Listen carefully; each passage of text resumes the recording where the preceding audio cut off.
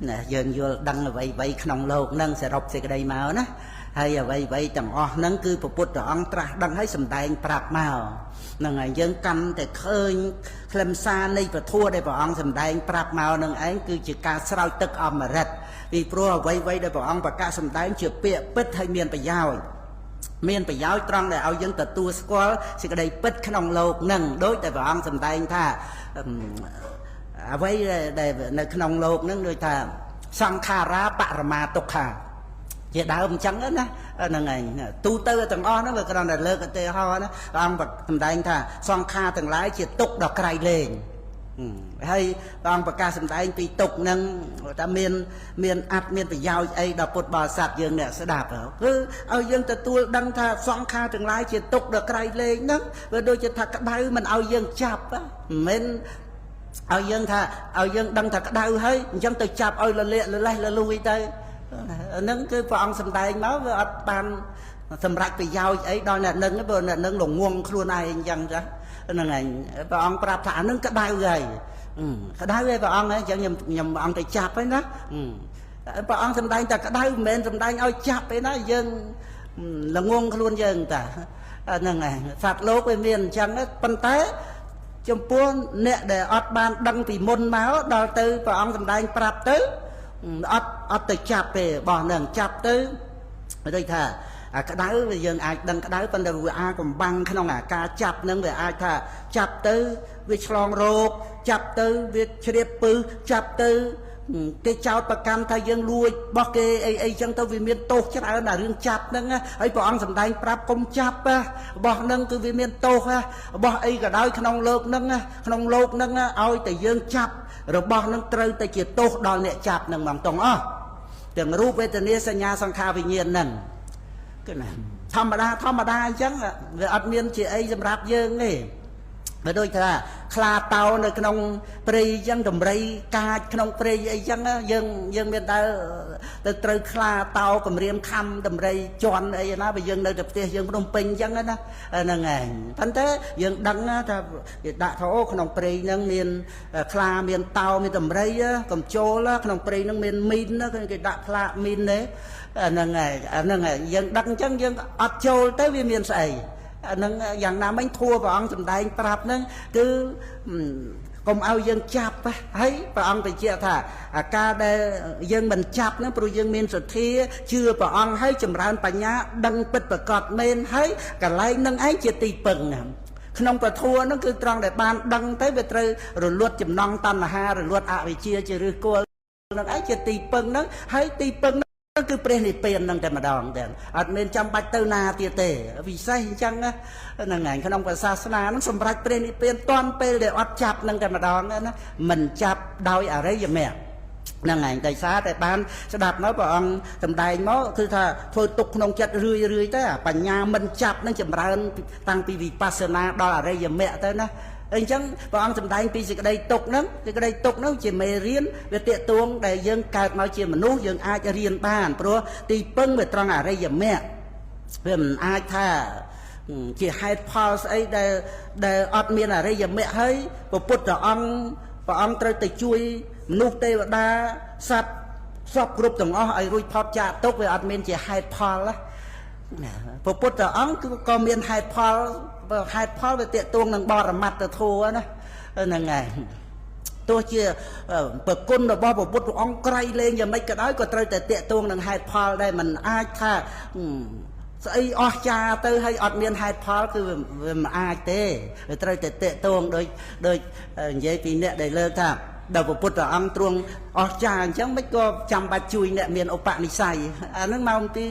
គាត់អត់យល់ហេតុផលអត់ស្គាល់ព្រះសម្មាសម្ពុទ្ធហ្នឹងហើយព្រះអង្គទ្រង់ជួយពាក្យថាព្រះអង្គស្រោចស្រង់សត្វលោកហ្នឹងស្រោចស្រង់យ៉ាងម៉េចបើតើតែសត្វលោកស្ដាប់ឬធัวធ្វើទុកក្នុងចិត្តទៅកើតអរិយមគ្គបានអរិយមគ្គហ្នឹងធ្វើឲ្យបុគ្គលហ្នឹងរួចផុតពីអបាយភូមិរួចផុតពីវដ្តសង្សារ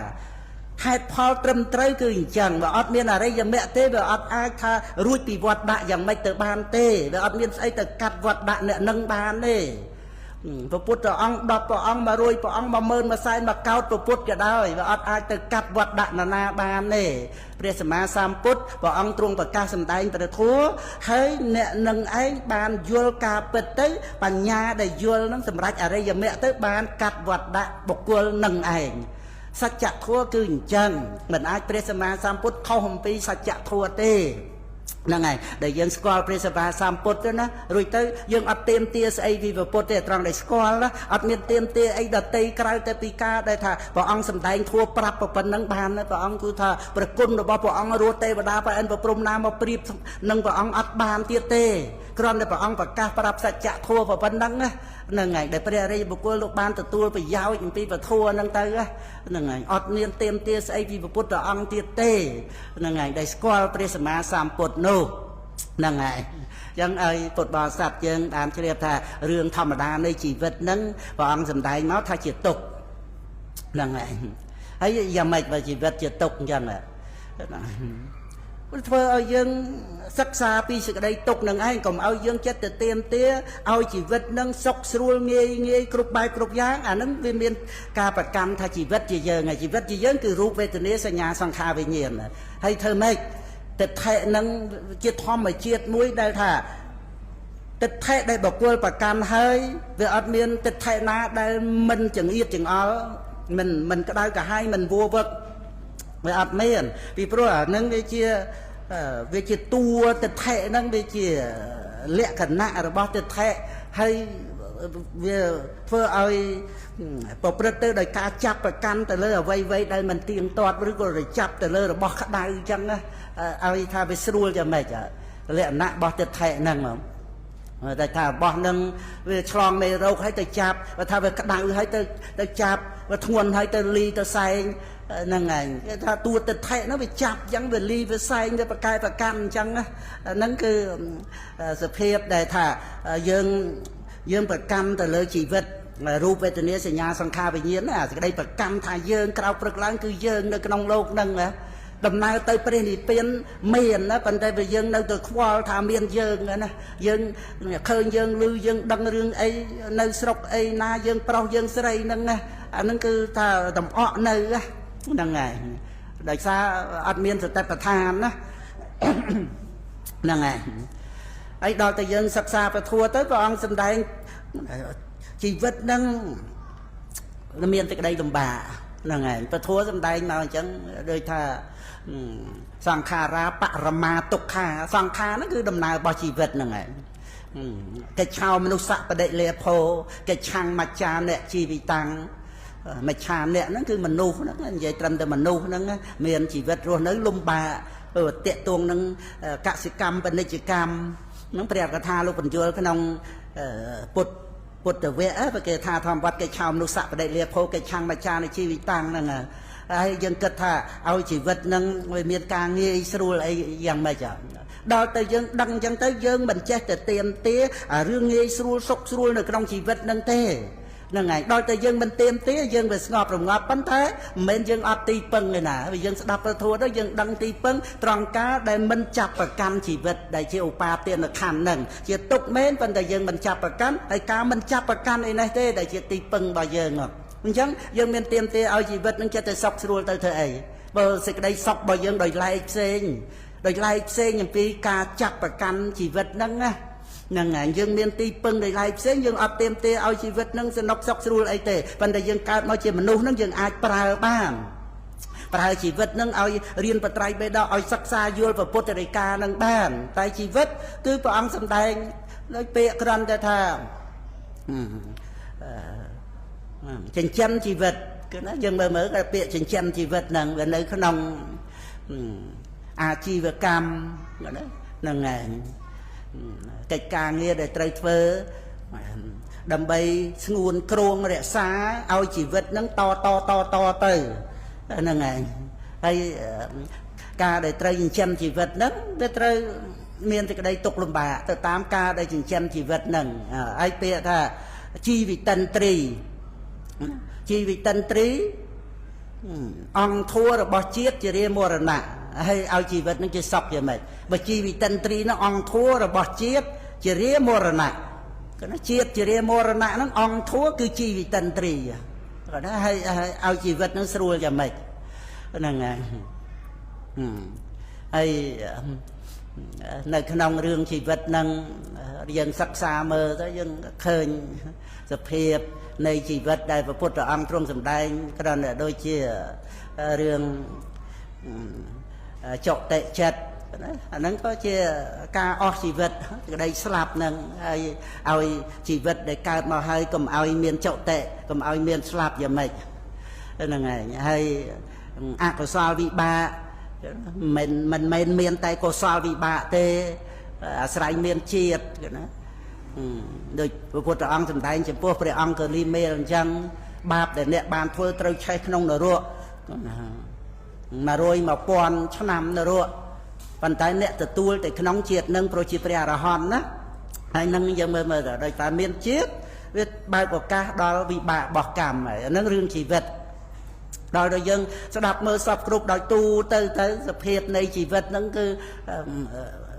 ទាំងដែលតិចគឺណាទាំងដែលទុកលំបាកណាដូចក្នុងធម្មទេសៈអីចឹងមើលយើងចាំស្រាប់ហើយធัวកន្លែងណាក៏ដោយពុទ្ធរិកាណាឧបនិយតិលោកោអធុវោសត្វលោកហ្នឹងគឺតេតួងជីវិតនឹងឯងបានមិនមានពាក្យថាសត្វលោកហ្នឹងមិនទៀងត្រូវជារានាំចូលទៅរកសេចក្តីស្លាប់ហ្នឹងជារាទុកហើយធម្មទេសៈតមកទៀតមកហ្នឹងឯងទាំងអស់ហ្នឹងឯងហើយដល់យើងដឹងថាជីវិតក្នុងសភាពបែបហ្នឹងយើងត្រឹមតែថាអរគុណបុណ្យហើយដែលឲ្យយើងមានជីវិតមែនប៉ុន្តែជីវិតជាមនុស្សត្រង់ដែលថាយើងប្រើបានមិនមែនថាជីវិតនឹងខិតខំទៀងទាត់ជាសពទេតែយើងអាចប្រើបានអប់រំនៅក្នុងព្រះមច្ចរិយធម៌បានហ្នឹងឯងអាហ្នឹងយើងក៏ដឹងគុណមេត្តាបិតាអីតាមនឹងសពគ្រប់ទាំងអស់ចឹងទៅឲ្យប្រឹងប្រែងជាយាមដើម្បីការមិនប្រកាន់ជីវិតឲ្យស្គាល់ថាជីវិតហ្នឹងគឺយើងមិនចាំបាច់ទេឲ្យសុខឲ្យស្រួលទៅមានអីបានអីដូចតែយើងអ្នកបានទៅទេ